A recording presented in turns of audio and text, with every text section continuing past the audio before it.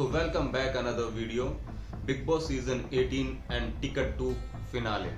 हर कोई फिनाले में यानी कि फाइनल में अपनी जगह बनाना चाहता है और उसके लिए लड़ भी रहा है और टिकटम भी लगा रहा है। और इसी के चलते बिग बॉस ने घर के अंदर एक नया टास्क इन्वॉल्व करा, जिसमें जीत के आगे आप फाइनल में जा सकते हैं, यानी फिनाले में अपनी जगह बना सकते हैं और सिर्फ टॉप 2 कंटेंडर ही उसके अंदर जा सकते हैं। यानी कि 2 कंटेंडर ही ऐसे होंगे जो उस गेम को जीत के यानी कि उस टास्क को जीत के अंदर जा सकते हैं। तो सबसे पहले मैं आपको टास्क समझा देता हूँ, टास्क था क्या।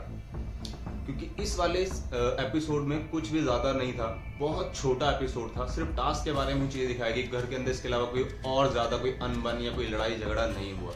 तो सबसे पहले बात कर लेते हैं टास्क की। तो टास्क बिग बॉस ने जो दिया वो ये था कि घर के अंदर एक ईगल प्रकट हुआ है, जिसको हर टाइम सहलाते रहना है बजर बजने के बाद। और जैसे ही सेकंड बजर बजेगा तो घर के अंदर कुछ अंडे रखे गए हैं, कुछ फिजिकली और नॉन फिजिकली, यानी कि कुछ आर्टिफिशियल अंडे रखे गए हैं। और जो फिजिकली अंडे हैं उनके जो संचालक हैं वो है रजत। और रजत अपनी मर्जी से किसी को भी कितने अंडे दे सकते हैं जो भी टास्क को जीतेगा, यानी कि हर राउंड को जीतेगा।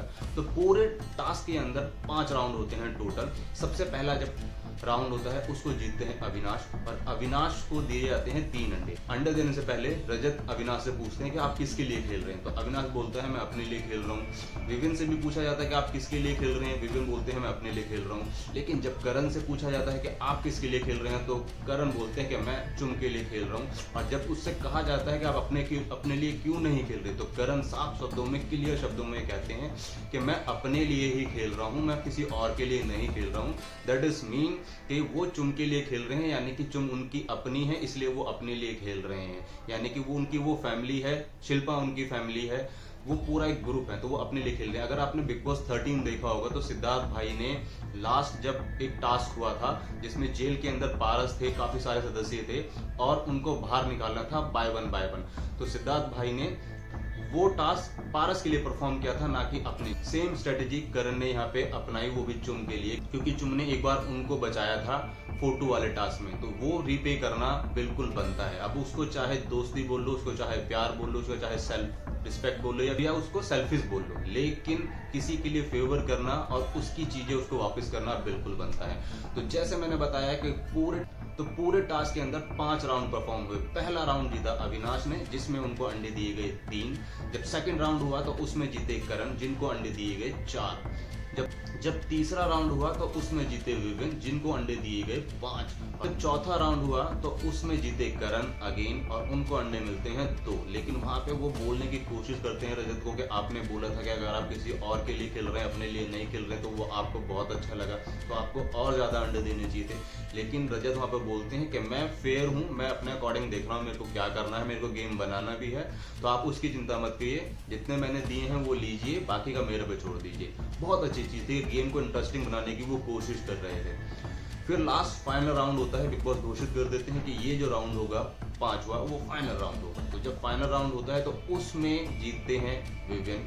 और जब वो राउंड हुआ था तो करण को धक्का भी मारा गया अविनाश की तरफ से, लेकिन गेम है, गेम के अंदर होता रहता है, ऐसी चीजें कोई बड़ी बात नहीं है। फाइनल राउंड जब विविन जीतते हैं तो उनको अंडे मिलते हैं 2, यानी कि टोटल अंडे हो जाते हैं विविन के पास 7, चुम के पास 7 और अविनाश के पास 3 अंडे। जब बिग बॉस रजत से पूछते हैं कि घोषित कीजिए कि कौन फाइनल में 2 बंदे जा रहे हैं, यानी कौन टॉप 2 कंटेंडर हैं, तो रजत घोषित करते हैं चुम और विविन। जहां पे अगर मैं बात करूं ईशा की, तो ईशा के लिए कोई खेला ही, ना ही विविन खेला ना ही अविनाश खेला, दोनों ही बोलते हुए दिखाई दिए कि हमें अपने लिए खेलना है। और ये अच्छी चीज भी मान सकते हैं कि आप अपने लिए खेलने के गेम में आप अपने लिए आए, ट्रॉफी आपको लेके जानी है। अगर आप किसी दूसरे के लिए भी खेलते हैं तो वो भी कोई गलती नहीं है। जहां तक मेरे को लगता है कि अगर आपके साथ कोई शुरू से रहा है और आपको लगता है कि आप बहुत स्ट्रांग खिलाड़ी हैं और दूसरा खिलाड़ी को वहां तक पहुंचना चाहिए, तो आप बिल्कुल उसके लिए खेल सकते हैं। बाकी हर किसी की अपनी इच्छा होती है। वो विविन का और अविनाश का पर्सपेक्टिव था, करण का अपना अलग था। अगर आप लोगों को ये लग रहा है कि अगर विविन और अविनाश अपने लिए खेले हैं तो क्या दिक्कत है? दिक्कत कुछ नहीं है, दिक्कत है ईशा।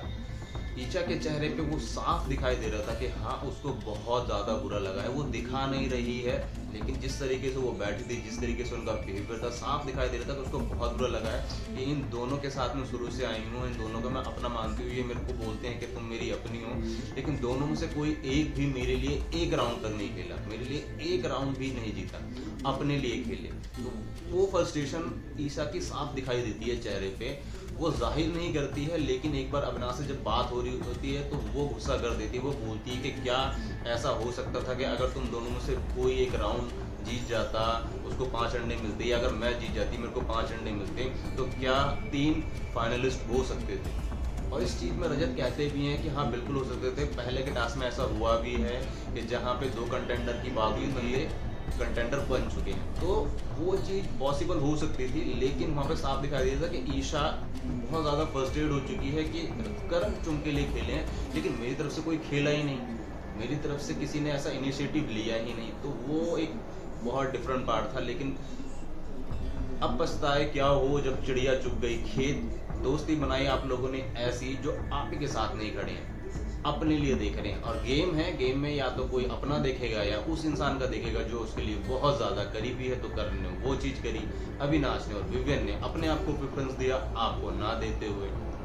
बाकी का तो गेम चल रहा है, आगे बहुत सारी चीज़ें ऐसी होंगी जो दिखाई देने को मिलेंगी और समझने को मिलेंगी कि आपका गेम बदलने वाला है या फिर किसी और का गेम आपके लिए बदल रहा है। यहाँ पे श्रुतिका से क्वेश्चन पूछा जाता है, वही बिग बॉस की टीजिंग करने वाली आदत जो वो बीच बीच में पोक करते हैं विवियन के लिए या फिर किसी और के लिए बचाने के लिए। तो वहीं पे श्रुतिका से पूछा जाता है कि क्या रजत ने जो फैसला दिया और जो करण ने किया चुम के लिए, क्या वो फेयर था।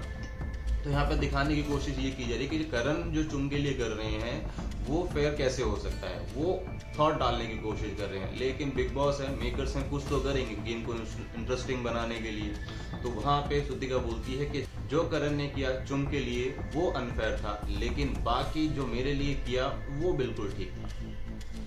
वो गेम वहीं पे खत्म हो जाता है। चुम और विवियन को टॉप 2 कंटेंडर घोषित कर दिया जाता है और वो टिकट टू फिनाले में पहुंच जाते हैं, यानी कि उसके एक कदम करीब पहुंच जाते हैं। उसके बाद घर के अंदर काफी बातें अविनाश, करण और चुम के बारे में बोलते हैं कि यार आप उसको आगे बढ़ने नहीं दे रहे हैं, आप उसके लिए क्यों खेल रहे हैं, उसको आगे बढ़ने दीजिए, क्या वो अपने लिए नहीं खेल सकती है, आप उसको इतनी सपोर्ट क्यों कर रहे हैं, आप अपने लिए खेलिए, आपको अपने लिए खेलना चाहिए था, वो अंडे जितने भी आपने हासिल किए टास्क के अंदर अपने लिए खेलने चाहिए थे।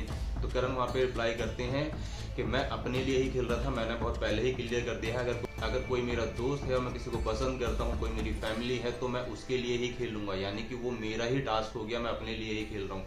यानी करण का कहने का मतलब था वहाँ पे सिंपल सा कि अगर शुरू से लेके अभी तक मैं किसी के साथ आया हूँ और उन्होंने मेरे को कहीं ना कहीं सपोर्ट करा है और मैंने भी उनको हर जगह खड़े होके सपोर्ट कराया है, चाहे उनकी गलती हो या नहीं, उनको समझाया है, उनको सुधारा है, उन्होंने मुझे समझाया है, मुझे सुधारा है।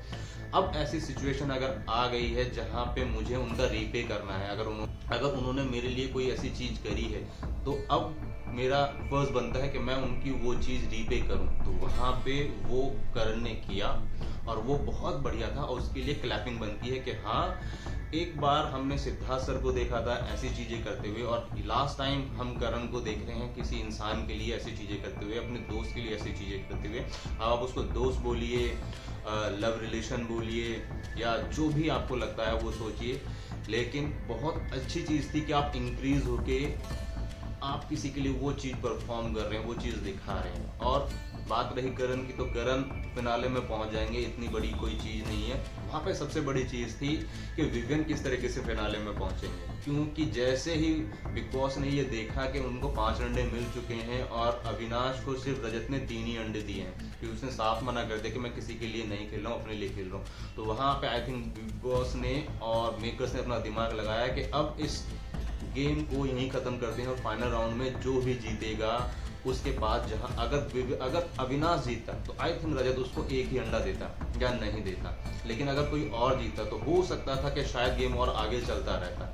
लेकिन बिग बॉस ने बहुत अच्छा दिमाग लगाया, क्योंकि करण के पास 7 अंडे हो गए थे और विवियन के पास 5 अंडे थे, तो दोनों ही टॉप कंटेंडर में बन जाते चुम और विवियन। तो वहाँ पे बिग बॉस ने वो गेम खत्म कर दिया, बहुत ज़बरदस्त दिमाग लगा के। समझ में आता है कि मेकर्स पीछे से खड़े होकर बहुत अच्छी स्ट्रेटजी बनाते हैं गेम को घुमाने के लिए, शो को थोड़ा इंटरेस्टिंग बनाने के लिए। चलिए वो गेम का पार्ट है, होता रहता है। मेकर्स इतना पैसा खर्च कर रहे हैं, वो कुछ तो करेंगे गेम को इंटरेस्टिंग करने के लिए या फिर अपने इंसान को आगे प्रमोट करने के लिए, दिखाने के लिए। तो वो चीज़ें चलती रहती हैं। लेकिन घर के अंदर मेरे को सबसे अजीब चीज़ सिर्फ एक लगी कि अगर कोई इंसान चलो अपने लिए ना खेल के किसी और के लिए खेल रहा है, और वो तुम्हें बोल भी रहा है कि भाई वो मेरा ही सदस्य है, मैं अपने लिए ही खेल रहा हूँ, आपको ये मत सोचिए कि मैं किसी और के लिए खेल रहा हूँ, तो आपको क्या दिक्कत है? तो ईशा के साथ हमेशा से रहे हैं, तो अब आप उसके लिए क्यों नहीं खेल रहे? ठीक है, बहुत अच्छी चीज़ है कि आपको लगता है कि ईशा बहुत स्ट्रांग खिलाड़ी है। मेरे को कहीं से भी नहीं लगता, जहां तक हमने अभी तक बिग बॉस देखा, हमें नहीं लगता कि ईशा बहुत स्ट्रांग खिलाड़ी है। वो अगर अभी तक आगे बढ़ी है तो वो सिर्फ अविनाश के कंधे पे हाथ रख के बढ़ी है, और उसको आगे बढ़ने के लिए कोई चीज़ नहीं चाहिए थी। अगर अविनाश नहीं होता तो अब से पहले शायद वो इवेक्ट हो चुकी होती घर के अंदर, क्योंकि उसका इतना कॉन्ट्रीब्यूशन नहीं है किसी चीज़ में चुगली करने के अलावा, और इससे ज़्यादा उसका कोई कॉन्ट्रीब्यूशन नहीं है घर के अंदर। लेकिन जिस तरीके से बार बार करण से ये बोला गया, करण ने उसको बार बार रिप्लाई दिया कि मैं अपने लिए ही खेल रहा हूँ। लेकिन जब उससे ये कहा गया कि चुम के लिए तुम खेल रहे हो लेकिन तुम अपने लिए कब खेलोगे, तब करण ने बोला कि ये बात हुई ना पूछने वाली कि मैं अपने लिए जब खेलूंगा वो मैं आपको आगे बताऊंगा, जब आगे वाले चीज़ें होंगी या फिर जब हम फाइनल में जाएंगे तब मैं आपको बताऊंगा स्टेज पे चढ़ के कि मैं किसके लिए खेल रहा था या मैं अपने लिए क्यों नहीं खेला। तो वो मेरे को बहुत अच्छा जवाब लगा देख के। आई एम हैप्पी, और ये बहुत अच्छी चीज़ हुई है कि टॉप 2 कंटेंडर आगे बढ़े हैं फिनाले के लिए, जिसमें विवियन और चुम आगे बढ़ी हैं।